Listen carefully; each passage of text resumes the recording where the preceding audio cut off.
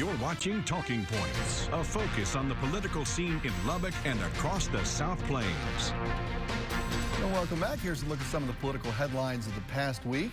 Lubbock County switching gears on its application process for local businesses to receive federal COVID relief money. The application period will reopen and be done entirely online now, so you can apply until May 15th at Lubbock ARPA, A-R-P-A, LubbockARPA.com. The maximum you can receive is $50,000 to recoup revenue your business lost because of the pandemic. Go and get that. And since we've last talked, Democratic candidate for Governor Beto O'Rourke returned for another Lubbock campaign stop. Spent about an hour talking to over 100 people at the Garden on Buddy Holly Avenue. After the event, we asked about what he's been hearing from potential voters, especially around our neck of the woods. It's important that we show up and listen to folks everywhere.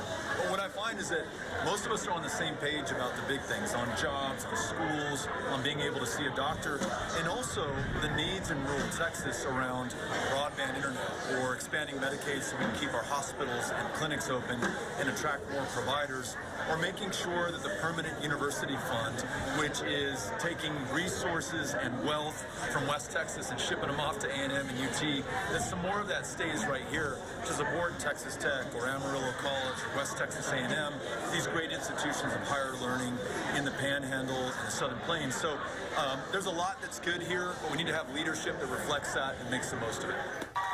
The puff again. O'Rourke also spoke about education, saying Lubbock teachers are underpaid, and he wants to start a universal pre-K system in Texas. Now let's continue our conversation with Tech President Lawrence Kubanek for 5 good minutes. A groundbreaking this week for the new big AgriSTEM Center that I think is going to be really important for kids moving forward here. Is this a partnership with Lubbock ISD on that, right? That's right. So there was a bond election that provided, I think, $11–12 million. And then that's going to enable LISD to enhance their ag education programs. They came to us and wanted property that they could use that Tech has. We guard our property very carefully, and but this was something, it was a great opportunity. Yeah. So on 4th and Quaker, a little bit north of 4th Street, we provided land where those new facilities will go. The groundbreaking was yesterday. There'll be a lot of interaction with the Davis College, from the College of Agricultural Sciences and Natural Resources. And we have a lease agreement. Zach Brady called me about a week ago. They were finalizing that agreement, and he thought we had agreed on 100 years. And the attorneys involved came back with 50. He said 75. And so he said, hey, Skuvanek, I thought this was going to be a 100-year deal. So I called our people, and they changed it to 100. And I called Zach, and I said, hey, Zach, I don't want to have to call you in 75 years and renegotiate this. Those two people we like to see around in 75 years, too. I think the chances are quite small. Yeah. It's good stuff, though. You mentioned some of the things that you got from the last legislative session. It was a long one for lobbying and the efforts that go into that. I think it was October, finally, that Senate Bill 52 came around for campus renovations. Right. Different from what you were talking about a little bit before. That plus federal COVID relief money. You've got some money to spend on facilities and things like that. What's going to happen there? Yeah. Where do you want that to go? So if you look at the Higher Education Emergency Relief Funds, ARPA, some people call it, we got about $130 million. About half of that went to the students.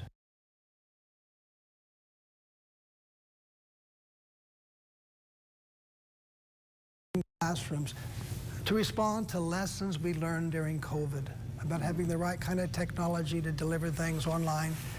And then we got $80 million in Senate Bill 52. 8 of it is earmarked for purposes at the Junction campus. Right.